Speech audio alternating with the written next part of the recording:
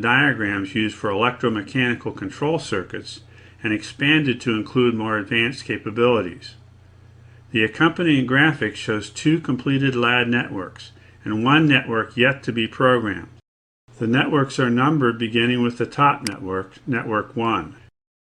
Because networks resemble rungs of logic, a network is sometimes referred to as a rung.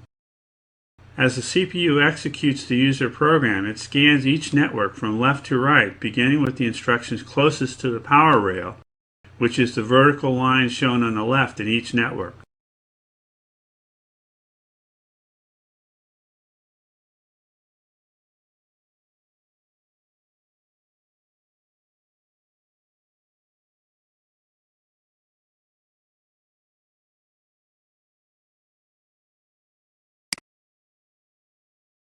One of the ways that PLCs use binary bits is to represent the on or off condition of inputs and outputs. Within an S7 PLC CPU, there is a portion of memory referred to as the process image. The process image has a bit assigned to every possible input and output, even if those inputs and outputs are not connected to devices. For example, input 2.4, I2.4, is associated with input bit 4 of input byte 2 in the process image. Input I and output Q bits in the process image, along with a type of memory called bit memory M, are collectively called global memory because these memory areas are available to all code blocks.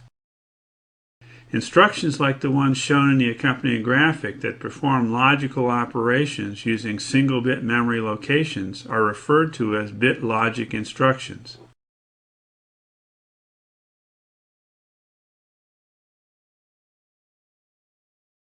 Because the LAD programming language includes many instructions, Step 7 groups instructions into categories.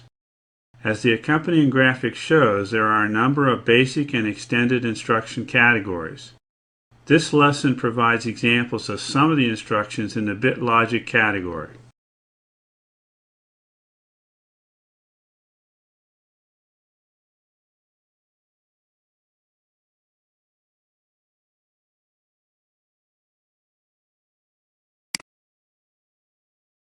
Even though a network in a LAD program is an arrangement of computer instructions, each network is said to control power flow from the power rail. In programming terminology, this examination of logical conditions is called solving the logic, and the solution of a configuration of instructions is called the result of logic operation, RLO. For example, when the normally open contact instruction shown in the accompanying graphic permits power flow to the output coil instruction, the RLO to the output coil instruction is a logic 1, and the output coil instruction is executed. When the normally open contact instruction does not permit power flow, the RLO to the output coil instruction is a logic 0, and the output coil instruction is not executed.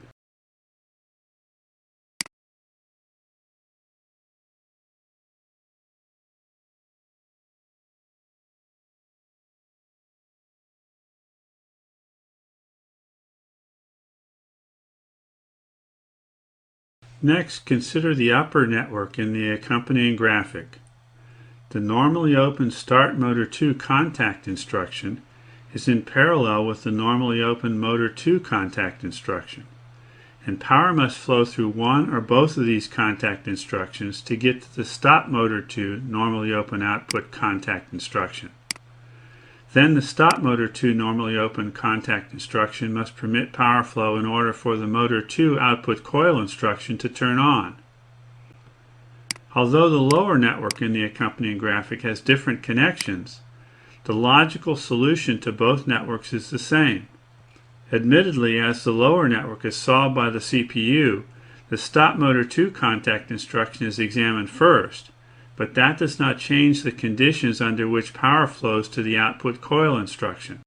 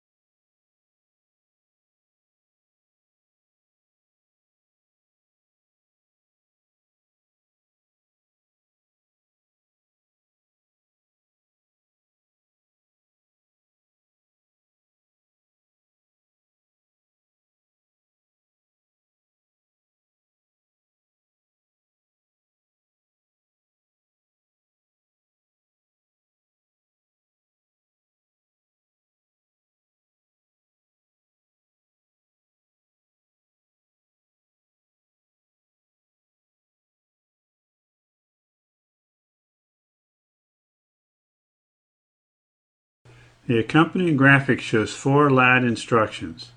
Do not confuse these instructions with electrical devices. These are instructions that follow simple rules. The normally open contact instruction is closed and will pass power flow when the status bit specified by the operand is 1. The normally closed contact instruction is closed and will pass power flow when the status bit specified by the operand is 0. The output coil instruction sets the status bit specified by the operand to 1 when the instruction receives power flow. The inverted output coil instruction, which is not available for S7200, S7300, and S7400 PLCs, sets the status bit specified by the operand to 1 when there is no power flow to the instruction.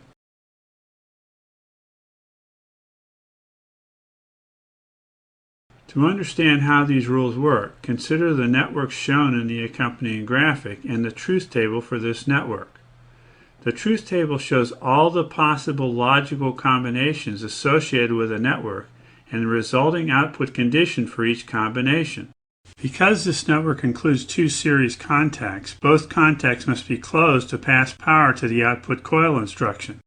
For this to occur, I2.4 must be 1 and I3.5 must be 0. When this condition exists, Q3.2 is 1. Otherwise, Q3.2 is 0.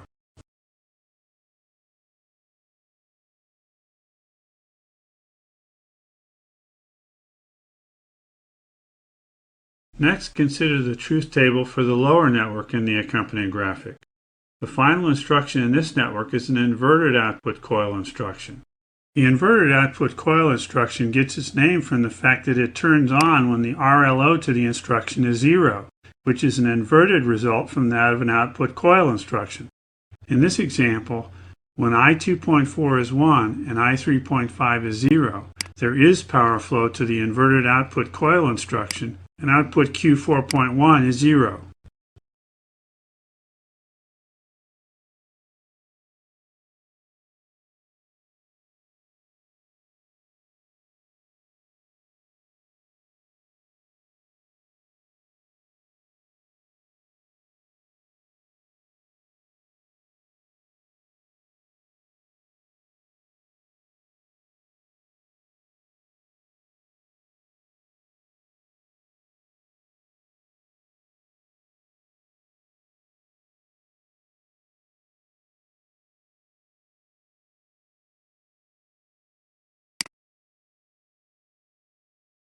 LAD programs incorporate configurations of instructions that represent logical conditions derived from the Boolean logic used to design computer circuits.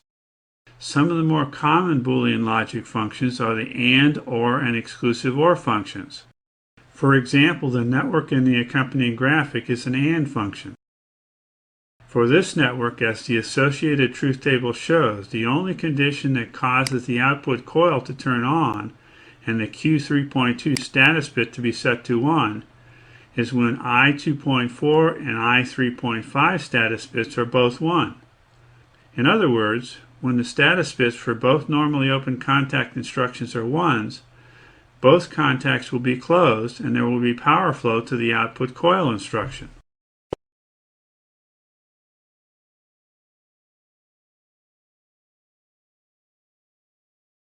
When normally open contact instructions are placed in parallel leading to an output coil instruction, an OR function is formed.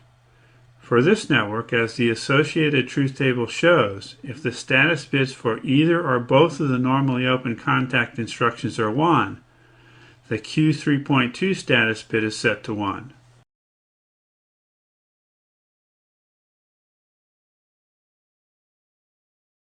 The exclusive OR function is formed using normally open and normally closed contact instructions leading to an output coil instruction. As the truth table for this function shows, Q3.2 is 1 if either I2.4 or I3.5 is 1, but not if both are 1s.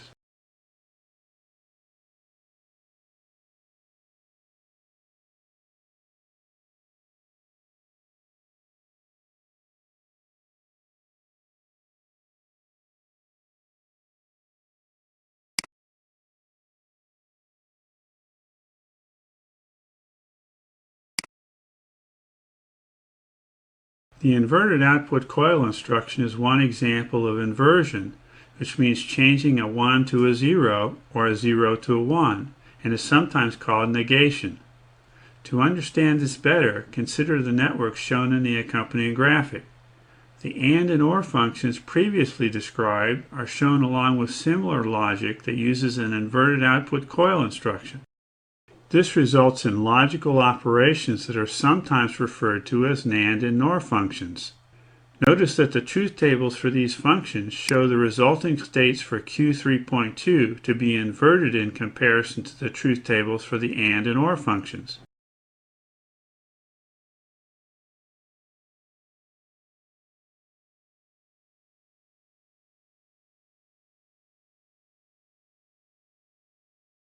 The not contact instruction shown in the accompanying graphic is another example of a logic inverter.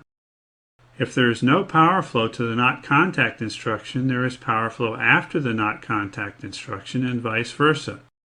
Note that the truth table for the network with the not contact instruction shows the states of output Q3.2 as inverted from the states shown for the network without the not contact instruction. Because the inversion occurs each time the network is scanned, the not contact instruction does not have an operand. Although S7200, S7300, and S7400 PLCs do not have an inverted output coil instruction, adding a not contact instruction prior to an output coil instruction has the same effect.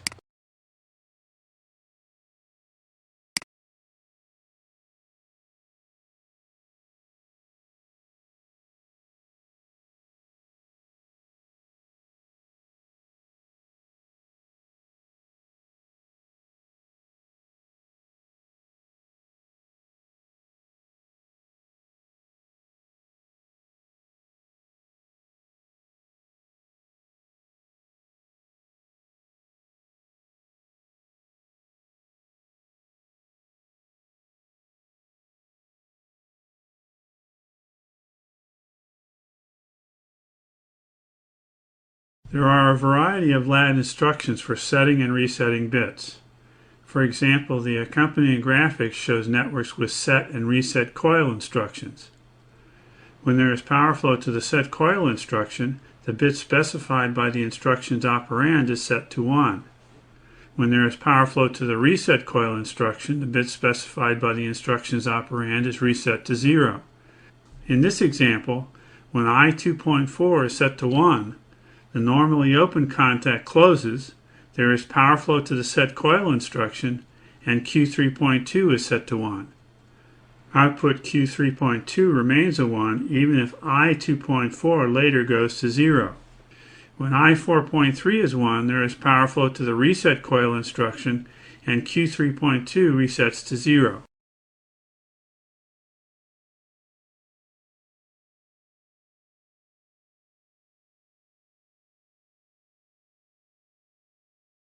The accompanying graphic shows a set-reset flip-flop, another instruction that sets and resets bits.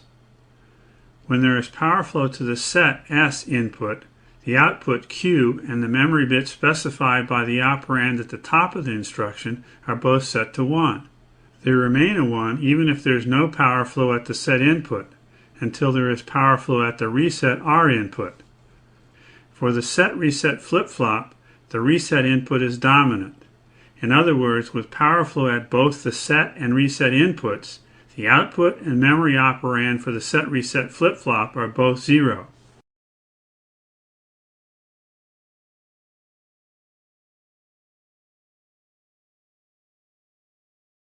Next, consider the lower network in the accompanying graphic, which includes a reset set flip-flop instruction. This instruction functions the same as a set-reset flip-flop instruction, except that the set input is dominant. In other words, with power flow at both the set and reset inputs, the output and memory operand for the set-reset flip-flop are both 1. In the example shown, note that a bit memory M address is used as an operand. Using a bit memory address rather than an input I or output Q operand avoids the problem of picking an operand that could otherwise be used by the PLC's I/O modules.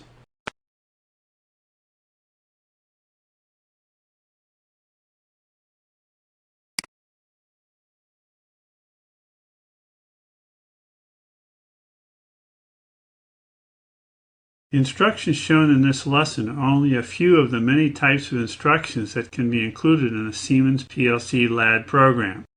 A LAD program can include a variety of basic and extended instructions. The basic instructions are grouped in the following categories: bit logic instructions, timers, counters, compare instructions, math instructions, move instructions, convert instructions, program control instructions, word logic instructions, and shift and rotate instructions. The extended instructions are grouped in the following categories: clock and calendar, string and character, program control, communications, interrupts, PID, motion control, and pulse. In combination, the basic and extended instructions provide an extensive set of instructions that allow Siemens PLCs to perform the full range of automation tasks.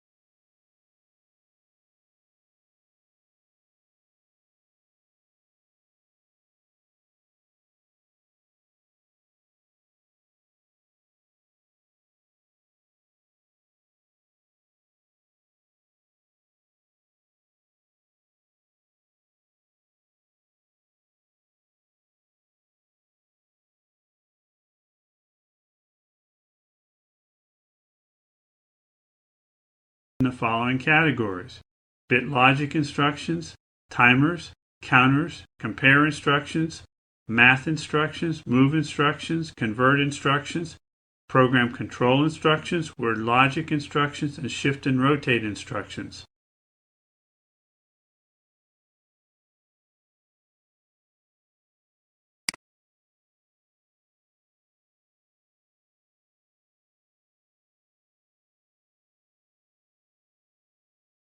The extended instructions are grouped in the following categories: clock and calendar, string and character, program control, communications, interrupts, PID, motion control, and pulse. In combination, the basic and extended instructions provide an extensive set of instructions that allow Siemens PLCs to perform the full range of automation tasks,